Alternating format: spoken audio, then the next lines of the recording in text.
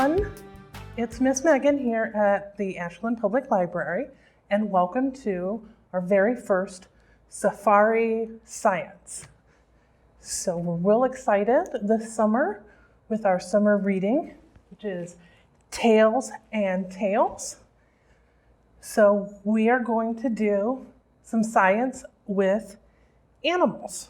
So today we're going to be talking about how to find and identify animal tracks here in Ohio, because Ohio has lots of really cool, great animals. So if you've come in to pick up your activity bag for this week, you'll get a fun little game, which is, so we have some animals, and then their tracks, and you'll be able to match those up. And it also has instructions for a science experiment. Now, unfortunately, this experiment I can't set up here inside the library. And if you want to do it at home, make sure you ask your grown-ups for permission. But it's pretty simple to do. And you're going to want to get a board or a tarp to make easy cleanup. And in your backyard, you'll lay that down. And then you're going to want to find a good bucket and a bunch of dirt. And you're going to take your dirt and you're going to make mud. And once you get your mud mixed up, you dirt and water. And what you're looking for is you want your mud to be the same consistency or thickness as smooth peanut butter. So, pretty thick mud. Not too dry, but you don't want it really, really wet either. If you add too much water, put in some more dirt. Once you get that nice thick mud, you're going to spread that all over on your tarp or your board, preferably away from your house, because we're going to try to attract some animals.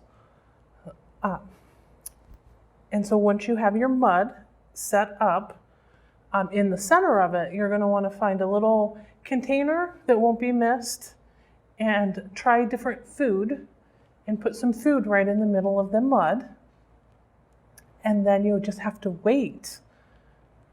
It's best to set up your mud towards dusk in the evening, and then go out and check it in the morning and see if you have any animal prints. And if you do, you can try to figure out what animals left those prints. And we have lots of different books that can help you with that. And I'm going to talk today about some of the different animal prints and animal signs, because there's lots of different ways we know that there are animals around. So obviously, footprints are one way. Some other ways we might know that there are wild animals around is we might see signs of them. What kind of signs of animals do you think there are around? Oh, those are some good answers, yes. So you might see some scratchings or claw marks, maybe on a tree or in the dirt. You might also see some of their hair or feathers on the ground, and then you know that you've had an animal. You might even come across their home. You could see a burrow in your yard, or up in the trees, you might see a bird's nest, or squirrels. Squirrels make nests in trees too. So here in Ohio, we have lots of different animals, like I said, and they make lots of different tracks. So here is a picture of some tracks. And this is one of the members of the canine family. So canines, some of you might know, that means dogs. And it's a close relative of the dog. Those are wolf prints. one of the ways that you can tell that it's a canine is that canine prints always have the claws because their nails are always out. They also have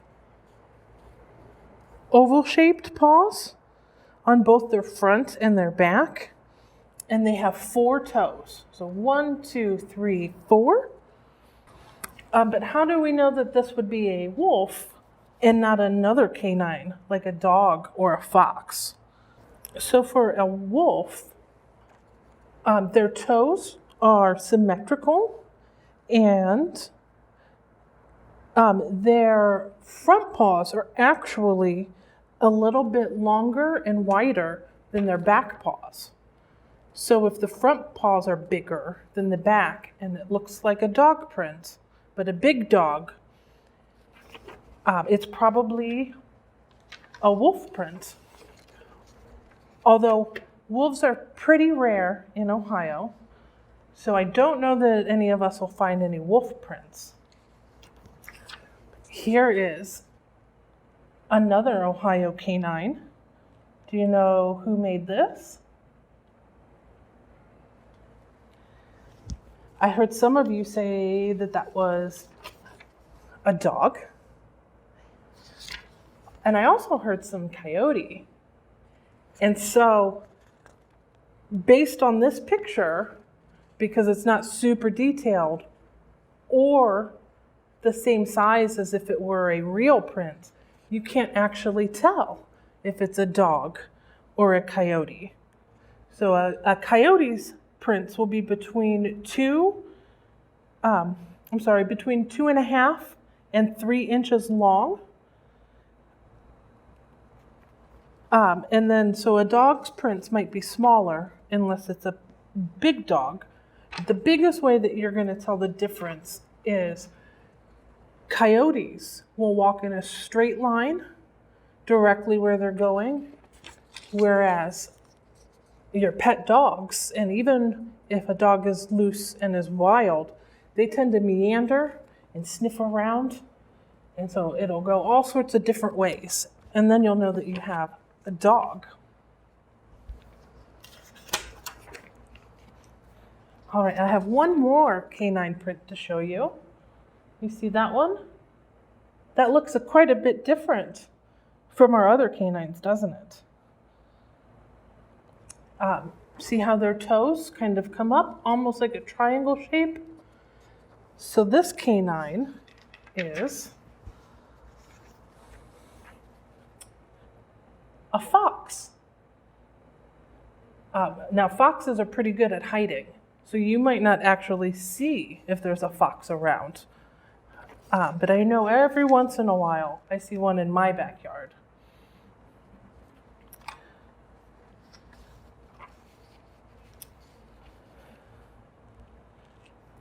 All right. So other than canines, another type of animal that Ohio has are felines. So felines are cats. Lots of house cats. So yeah, there's a little kitty cat.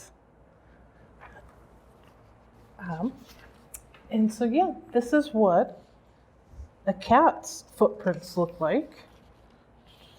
And house cats are usually pretty small, so they have small footprints. And they're between 1 and 1.5 inches.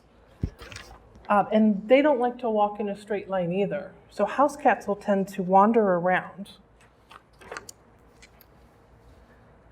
So here's another feline's footprint. And as you can see, they look pretty similar. And this is a cougar. Those are cougar prints. Now, cougars are quite big. So their footprints are usually at least 3 inches big or more. And that's wide and on the length. So yeah, pretty big. There's not a lot of cougars in Ohio anymore. They're pretty rare. And what few are here, they like to hide and they don't like to be around people. So you probably won't ever see one in the wild in Ohio. But if you go to a place like California and you go hiking in the California mountains, you might see a cougar. Although the people in California will call them a mountain lion. There are also cougars that live in the southern part of the United States. Although if you go down south, they might refer to it as a panther or a mountain panther. So this big cat lives all sorts of places, has all sorts of names. There is only one wildcat that is fairly common around Ohio, and this is its footprints. And this would be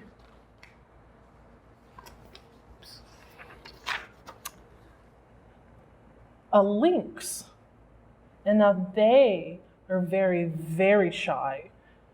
So you probably won't ever see one of these guys either. But they are out and about, especially in wooded regions.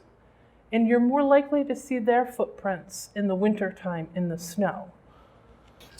All right, so let's talk about what kind of tracks do you think made this?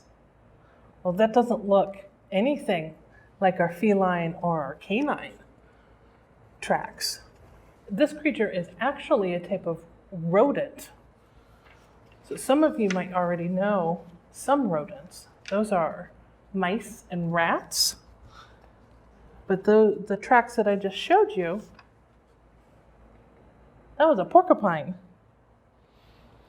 And they are what's known as pigeon-toed. So pigeon-toed means that their feet point inward. All right, so we mentioned that mice and rats are rodents.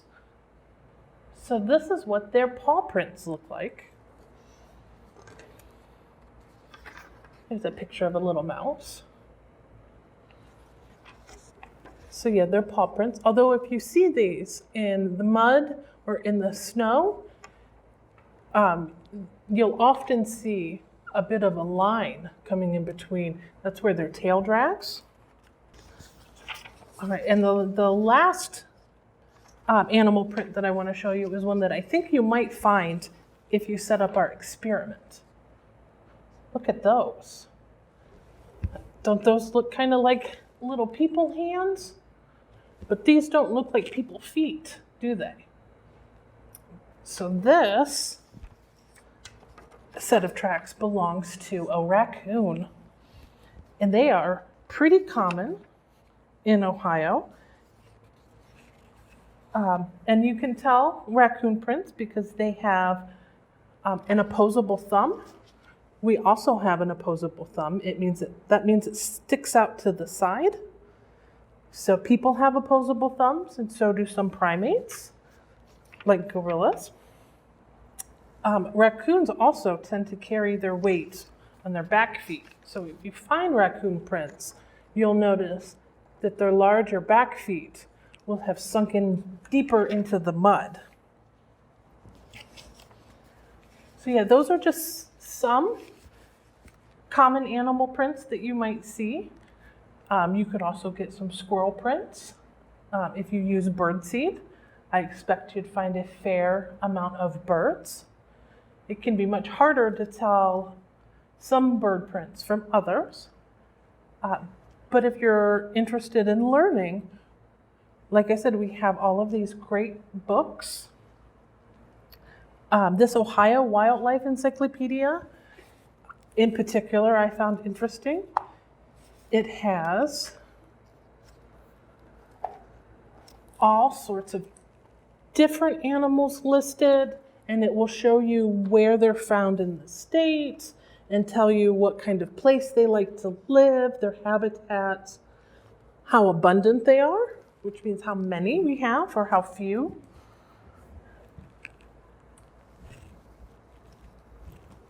And then we have some great storybooks as well, all about animals and finding out what's been in your garden or in your backyard. Or You can go to one of our story walks at the local parks and read one of the stories there and see if you can use your great observation skills and look around and see what signs of animals you can find in the park. So I hope that you'll come in and pick up an activity bag.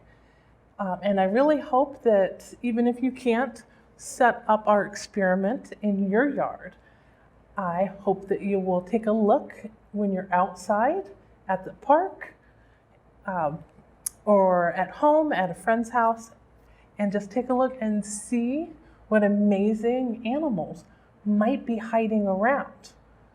And be very careful if you do see signs of animals.